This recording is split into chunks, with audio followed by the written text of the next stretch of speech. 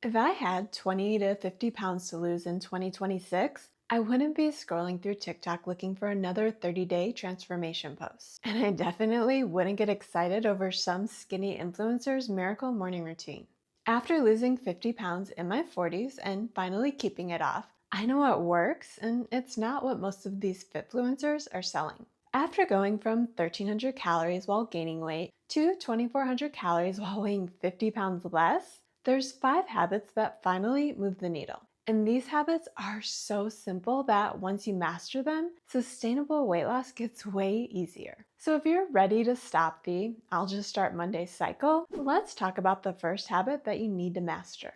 Think about what happens whenever you're not on a diet. You probably eat the same bagel with cream cheese every morning, cycle through your favorite 4 or 5 fast food lunch spots during the week, and you have a few go-to meals that you always order when you eat out. But whenever you start a new diet, suddenly variety becomes your new middle name. Because who could possibly think about eating the same meals day in and day out? So you spend hours on Pinterest looking for new and exciting recipes while meal prepping 12 different containers that you stack neatly in the fridge. But then you feel overwhelmed since you spent hours putting together meals that you don't even want. Here's the problem with always looking for the latest diet-friendly recipes so you don't get bored and quit. You put so much effort into filling your diet with variety that eventually you feel overwhelmed and then quit. Because no one can keep up with hours of meal prep every single week, and decision fatigue is very real. That's exactly why I rotate through the same meals most days. I drink the same protein shake before my workout most mornings, and I don't get all that fancy for lunch either. I typically figure out one high protein recipe that I'll want to eat for the week and stock up to make it every day. Yes, there's days I'll have a high protein breakfast bagel instead of a shake, or I might eat a sandwich with a Greek yogurt instead of the tostadas I had planned. But the point is, I know which meals keep me fuller on less calories and I eat them on repeat. This makes sticking to a calorie deficit way easier since there's no more standing in front of the fridge trying to figure out what sounds good. I eat meals that work for both my cravings and my goals, and then I move on to the next habit, which is vital for any diet since having a meal plan means nothing if you don't have this next habit dialed in. Let me transport you back to the exact moment you fell off track last time. You had the best intentions going into the day. You had your go-to breakfast and ordered a salad for lunch. But since work was stressful, all you wanted to do was come home, enjoy a healthy dinner, and binge watch Housewives. But when you open the fridge, all you see is greasy leftover pizza and some meatloaf that you should have thrown away weeks ago. So you order takeout, opting for whatever sounds good instead of what fits your goals. If this scenario plays out even one time each week, you will not reach your fat loss goals. I'm breaking into my own video to let you know that I just published my book, The Forever Fat Loss Formula, on Amazon. It's the same step-by-step system that I use to lose 50 pounds over 40 and finally keep it off. So whether you want to get the same results or you're just an amazing person who wants to support my channel, you can download that book on Amazon now. If you want your diet to actually work, then you have to put in the actual work. Like always making sure your fridge is stocked with high protein foods that you can cook on a whim. But this goes beyond just having protein, because who wants to eat a slab of beef and just call it dinner? Sorry, carnivore enthusiasts, but no one was talking to you. I mean, isn't that fat over yet? Here's how I always stay stocked up. I keep a pound of 93% lean ground beef thawed and ready to cook whenever I'm in a pinch. And I double my protein batches at dinner so there's plenty of leftovers throughout the week. As soon as I'm running low on my favorite fruits, veggies, or other filling sides, I add them to my grocery app.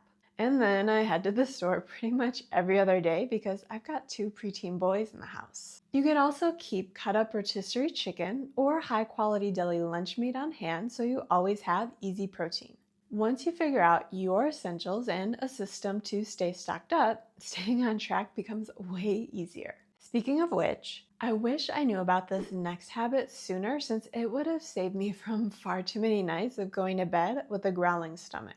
And this habit might make you squirm a little since all of those Instagram doctors are constantly warning you of the danger that comes with this next habit because of the carbs and the sugar. I mean, how can anyone lose weight eating all of those carbs and sugar? Which is the exact reason I fell into this trap for way too long.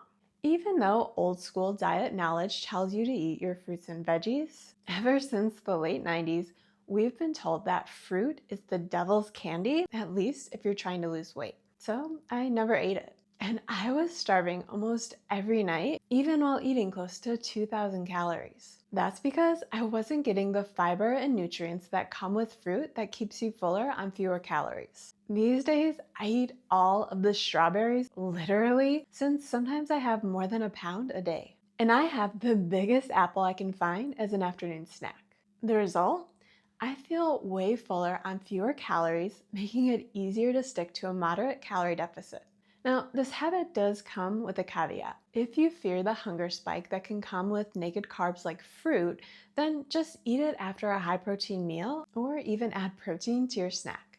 I typically eat this half-pound serving of strawberries right after lunch. It keeps me full while satisfying my sweet tooth on only 80 calories. When I have an apple, I whip up this high-protein chocolate dip and dig in. So if you're still letting internet fearmongers scare you away from the whole foods that make dieting easier, please understand that fruit isn't the enemy, especially since the sweet satisfaction you get could save you from diving face first into a bag of cookies later, which you could also prevent when you establish this next simple habit, which is a habit most diet plans completely ignore.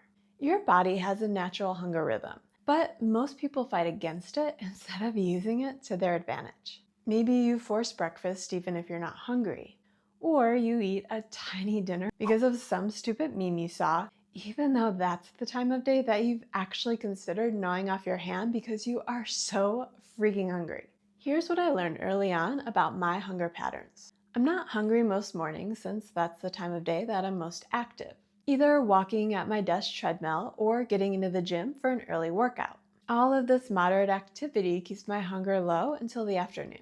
So instead of forcing a big breakfast when my hunger is low, I save calories for later in the day, especially for dinner, which is the meal I spend the most time cooking.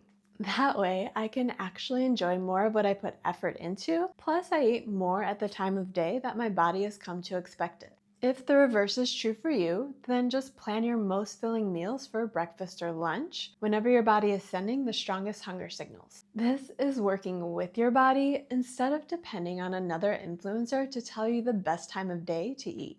I mean, even if she does have a point, that may lead you to burning like this much extra fat. And it actually won't even make a difference after you give in to your physiology anyway. Speaking of fighting against your natural physiology, this next habit is the one battle at least 90% of dieters fight, which leads them to fall on their face faster than Humpty Dumpty toppled over after being placed on that wall. I mean, seriously, it was like seconds later. What were all of those king's men thinking? Most dieters start every time with this exact haste because most people plan their diets with big, lofty goals, setting you up to fail before you even get started. Let's say you go into your new diet thinking, man, I really need to lose 50 pounds and I needed to lose it yesterday. While maybe you feel overwhelmed, you settle into a plan that helps you speed straight to that finish line, at least at first. But then 3 or 4 weeks into white knuckling your way through another strict diet, you completely give up after watching your scale drop 5 pounds the first week, 3 pounds the second, but by week 3, somehow you gain a pound. So you throw your hands up wondering why you are trying so hard just to gain weight. Here's what I learned after decades of struggling through this exact situation. Instead of focusing on how much weight you want to lose, focus on the daily and weekly habits that you need to follow in order to lose only 1 pound each week. That way, it never seems like an impossible goal where you're completely overwhelmed, especially since it's the small habits that stack up over days, weeks, and months that actually get you to your goal. Not forcing even more diet extremes where you're losing mostly water and muscle instead of the fat that you desperately want gone. Once you understand that it takes time and patience, especially if your goal is to lose 50 pounds or more, then you'll finally understand that taking a slow and steady approach gets you to your goal way faster. Quit rushing the process with strict diet rules that make you hate your life. Instead, learn how to turn the process into a lifestyle that you enjoy, since that's really the only way you'll ever stick with your new habits. Here's the real truth that no one wants, but I promise you need to hear. No one's coming to save you. No fad diet is as magical as all of these influencers claim, and even those miracle shots only work for as long as you're willing to put up with the side effects that come with them. If you want to lose the weight, you have to put in the work. Buckle down and do the boring stuff so that you finally achieve your goal. Of course, there's more to consistent fat loss than just mastering these 5 habits. Watch this video next to learn the exact fat loss method that helped me lose 50 pounds over 40, which is the same method that helped me ditch yo-yo diets for good.